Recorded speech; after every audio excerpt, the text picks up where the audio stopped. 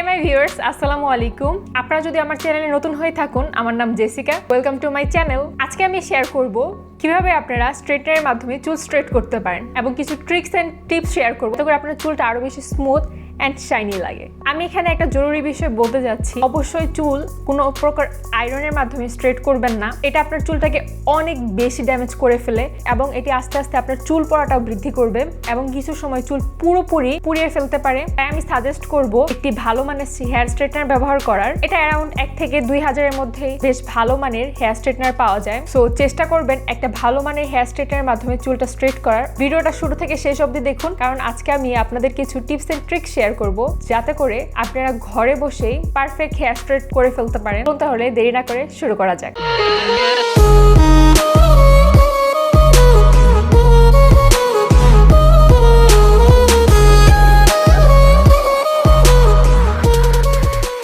আমি এখানে ব্যবহার করছি ভিগর হেয়ার স্ট্রেটনার। আপনারা চাইলে আপনাদের পছন্দ মতো যে কোনো স্ট্রেটনার ব্যবহার করে নিতে পারেন। এখানে সবথেকে ইন্টারেস্টিং ব্যাপার হচ্ছে এখানে পাওয়ার কম বেশি করার একটা অপশন আছে। এখান থেকে আপনারা চাইলে নিজেদের পছন্দ মতো পাওয়ার কম বেশি করে নিতে পারেন। এখানে লোয়েস্ট আছে 170 ডিগ্রি এবং হাইস্ট আপনি 230 পর্যন্ত করে নিতে পারেন। প্রথমে আমি আমার চুলের সব জটগুলো ছাড়িয়ে নিব যাতে করে চুলটা স্ট্রেট করতে ইজি হয়। আমি এখানে একটা বড় চিরুনি ব্যবহার করছি। অ্যাজ ইউ নো আমার হেয়ারটা কার্লি, তো আমি প্রেফার করি বড় চিরুনির মাধ্যমে চুলের জটগুলো ছাড়িয়ে নেওয়ার।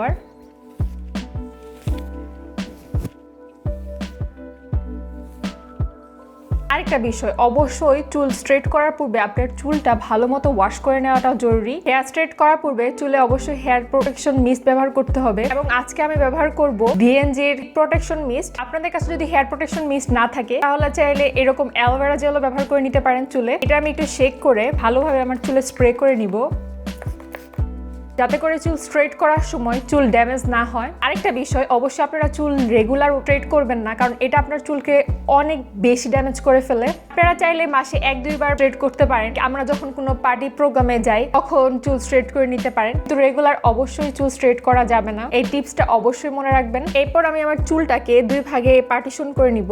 আমার চুলটা আসলে অনেক বেশি থিক, সো আমি 2টা পার্টিশন করে নিয়েছি। আপনাদের চুল যদি বেশি পরিমাণে হয় সেক্ষেত্রে আপনারা 4টা পার্টিশন করে নিতে পারেন, এতে করে আপনাদের চুল স্ট্রেট করাটা ইজি হবে। আরো পার্টিশন করে নেওয়ার পর আমরা 1 ভাগ নিয়ে ভালোভাবে চুলটা লক করে নিব যাতে করে 1 ভাগ স্ট্রেট করার সময় আরেক ভাগের চুল আমাদের ডিস্টার্ব না করে। এরকম একটা টেল কমের সাহায্যে পরিমাণ চুল নিব এবং বাকি চুল আমি একটি পাঞ্চ ক্লিপের মাধ্যমে লক করে নিচ্ছি। আমি অল্প পরিমাণ চুল নিয়েছি, কারণ বেশি পরিমাণ চুল নিলে দেখা যায় চুল ভালোভাবে স্ট্রেট হয় না।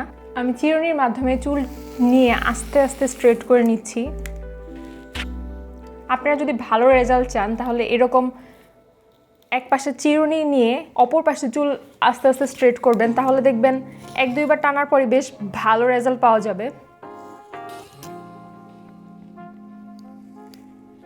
অ্যাজ ইউ ক্যান সি, এটা জাস্ট 2 বার টানার পরে ভালোভাবে স্ট্রেট হয়ে গেছে। এভাবে আমরা পুরো চুলটা স্ট্রেট করে নিব, এর ফলে আপনাদের সময় অপচয় হবে না।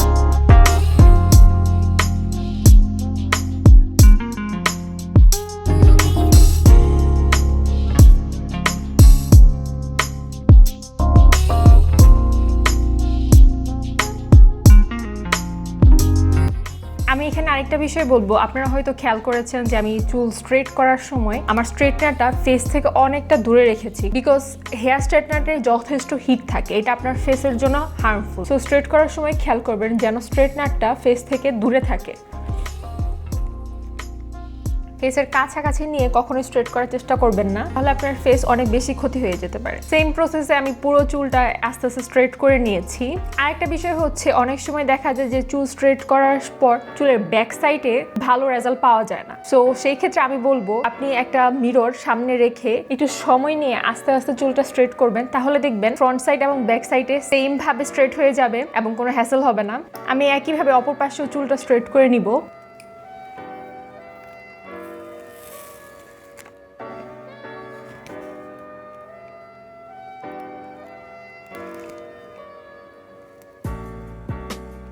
একটা বিষয় বলবো যে অনেক সময় চুল স্ট্রেট করার সময় দেখা যায় যে চুল থেকে একদম ধোয়ার মতো কিছু একটা বের হয়, লাইক বার্ন হয়ে যাচ্ছে এরকম। আসলে এটা চুল পুড়ে যায় না। এখানে একটা সমস্যা হয় যে অনেক সময় চুল দেখা যায় যে হালকা ভেজা থেকে যায়। তো আপনি যদি ওয়েট হেয়ারে স্ট্রেট করতে যান তাহলে চুল থেকে এরকম ধোয়া বের হয়। চুলটা যদি কখনো পুরোপুরি ড্রাই না থাকে, দ্যাটস মিন ওয়েট থাকে, হালকা হলেও ভেজা থাকে, তাহলে এই প্রবলেমটা বেসিক্যালি হয়। তো এরকম যদি কখনো হয়, সাথে সাথে চুল স্ট্রেট করা বন্ধ করে দিবেন।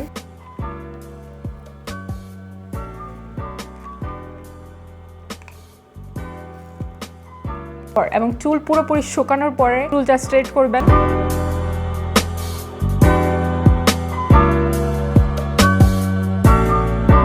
কারণ ওয়েট হেয়ারে চুল স্ট্রেট করলে চুল আরো বেশি ড্যামেজ হয়ে যেতে পারে।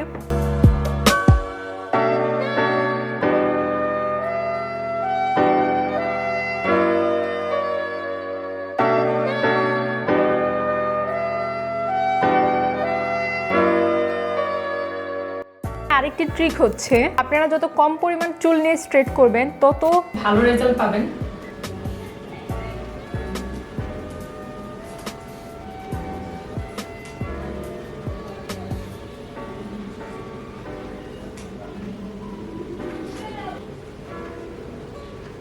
আরেকটা টিপস শেয়ার করতে চাই, যখন আপনারা কোনো ধরনের স্ট্রেটনার কিনবেন অবশ্যই খেয়াল রাখবেন যেন টেম্পারেচার কমানো বাড়ানোর অপশন থাকে, যাতে করে আপনারা মন মতো টেম্পারেচার কম বেশি করে নিতে পারেন।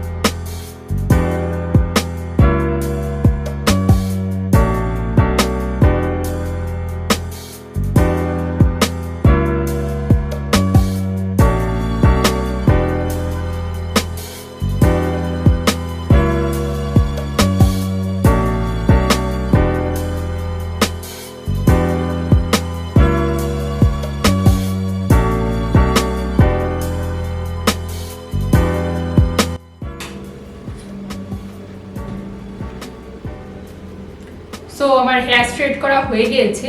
এটা আমার অ্যারাউন্ড 40 থেকে 1 ঘন্টার মতো সময় লেগেছে। আপনাদের এর থেকে কম বেশি সময় লাগতে পারে, কারণ চুল স্ট্রেট করার সময়টা সম্পূর্ণ ডিপেন্ড করে আপনাদের চুল কতটুকু থিক অথবা কতটুকু লং সেটার উপর। সো আপনারা রেজাল্ট অলরেডি দেখতে পাচ্ছেন।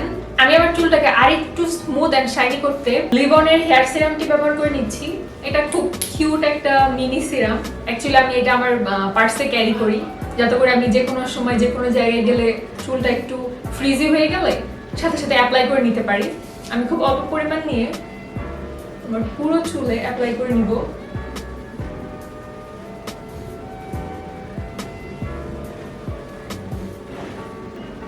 এতে করে আপনার চুলটা আরো বেশি স্মুথ এন্ড শাইনি লাগবে।